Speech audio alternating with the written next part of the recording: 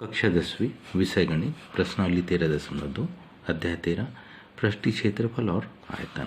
प्रश्न 2, एक इंजीनियर के विद्यार्थी रचेल से एक पतली एल्यूमिनियम की शीट का प्रयोग करते हुए एक मॉडल बनाने को कहा जो एक ऐसे बेलन के आकार का हो जिसके दोनों सिरों पर दो शंकु जुड़े हुए हो।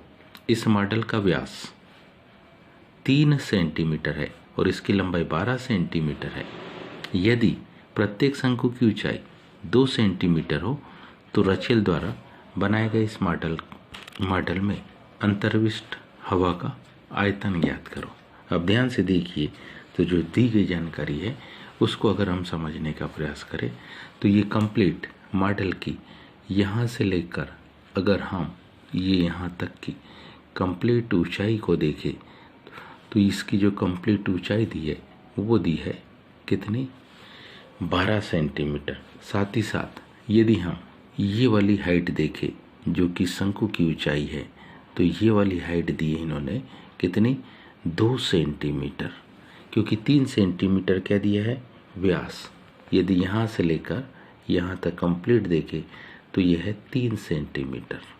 निश्चित है त्रिज्या इसकी आधी हो जाएगी। निश्चित निचली ये वाली ऊंचाई भी कितनी होगी, 2 सेंटीमीटर। तो जब हम क्या बेलन की ऊंचाई देखेंगे तो 2 ये भी है, 2 ये भी है, टोटल ये 12 है। तो 12 में से 2 धन 2 यानी 4 को घटा देंगे तो बेलन की ऊंचाई 8 सेंटीमीटर आ जाएगी। तो सबसे पहले हम क्या करें, बेलन का व्यास देखें। बेलन का व्यास, ये बेलन का व्यास हमारे पास दिया है, किसके बराबर होगा, ये शंकु के व्यास के। बेलन का व्यास और शंकु का व्यास दोनों आपस में बराबर होगा और ये दिया है शंकु का व्यास कितना, 3 सेंटीमीटर। ध्यान दीजिए ये वाली में, इसका मतलब है इसलिए दोनों की त्रिज्या काहे की, बेलन की भी और इसलिए चाहे तो हम बेलन की त्रिज्या लिखें या शंकु की त्रिज्या लिखें। हम जानते हैं व्यास की आधी होती है त्रिज्या, मतलब कितनी, 3/2 सेंटीमीटर।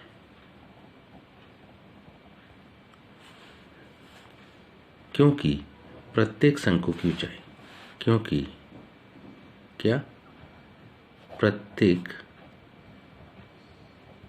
शंकु की ऊंचाई, हमारे पास यहाँ प्रत्येक शंकु की जो ऊंचाई दी है वो कितनी है, 2 सेंटीमीटर। तथा मॉडल की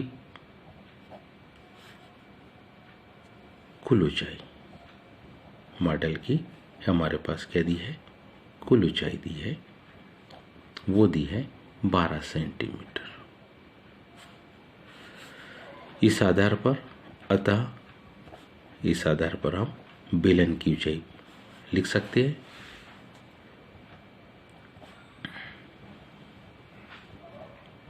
क्या करेंगे, मॉडल की कंप्लीट ऊंचाई में से 2 सेंटीमीटर निचले शंकु, 2 सेंटीमीटर ऊपरी शंकु की ऊंचाई को घटा देंगे, यानी 12 में से 2 ऋण 2 को जब घटाएंगे तो ये माप आ जाएगी कितनी, 8 सेंटीमीटर।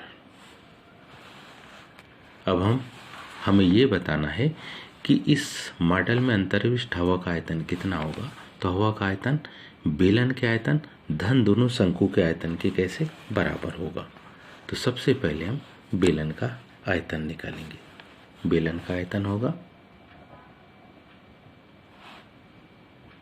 बेलन का आयतन, मान लो कि इसको हम V1 कह देते तो ये होगा πr² h।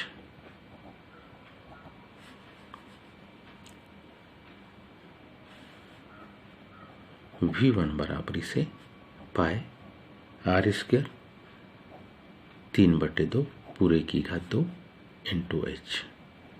V1 बराबर इसे 3 तिया 9। यहाँ जो h की माप है वो 8 है, ये भी लिख लेंगे 8। 2 दूनी 4, तो 4 दूनी 8। तो माप क्या हो जाएगी, पाई गुणित 9/4 गुणित 8। 4 से 8 कट जाएगा 2 बार में। तो यहाँ पर हमारे पास बेलन का आयतन आ गया 9 दूनी 18 पाई घन सेंटीमीटर। दोनों शंक्वाकार भाग का आयतन निकाल लेंगे। दोनों शंक्वाकार भाग का आयतन, दोनों शंक्वाकार भाग का आयतन निकालेंगे तो हम जानते हैं दो शंकु, तो सूत्र हमारे पास है V2 बराबर इसे, क्योंकि 2 शंकु है इसलिए 2 का गुणा कर देंगे शंकु के आयतन में, 1/3 पाई r² h। V2 बराबर इसे 2 गुणित 1/3 गुणित पाई r 3/2 की घात 2 h। यहाँ पर हमारे पास है 2, यहाँ माप हमारे पास होगी 2। बेलन की ऊंचाई थी 8, तो 2 से 2 कट गया, ये 2 से 2 कट गया, पुनः इस 2 से इस 2 को भी काट दिया, ये 3 से ये 3 कट गया, तो बचा हमारे पास 3 और पाई। तो दोनों शंक्वाकार भाग का कुल आयतन आ गया V2 बराबर से 3 पाई घन सेंटीमीटर। अब पूरे मॉडल का आयतन निकाल लेंगे हम दोनों आयतनों को जोड़ के। अब पूरे मॉडल का हम आयतन लिख सकते हैं। पूरे मॉडल का आयतन क्या, मान लो कि ये V के बराबर है, तो किस किस का आयतन, इसमें हमको बेलन का आयतन धन दोनों शंकुओं के आयतन को जोड़ देना पड़ेगा, धन दोनों शंकुओं का आयतन।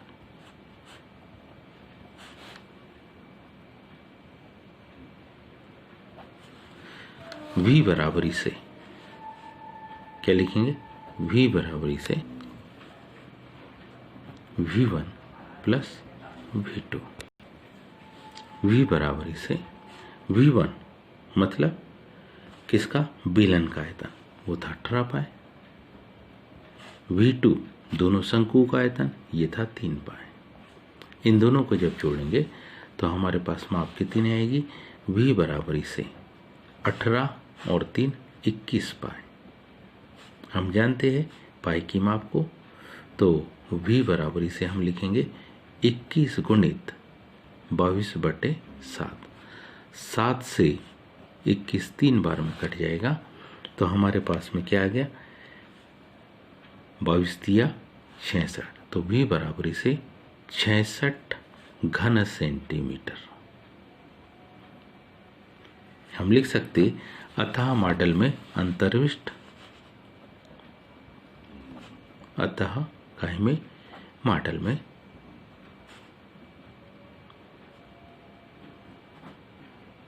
अंतर्विष्ट काहे का, हवा का आयतन।